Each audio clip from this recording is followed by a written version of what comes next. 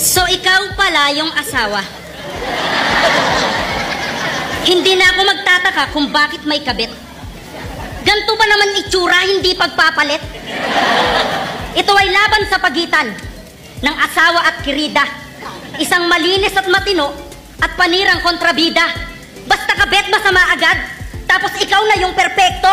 Tandaan mong hindi maghahanap ng iba kung tinuruan mong makontento. Ikaw pala yung kabit ng asawa ko.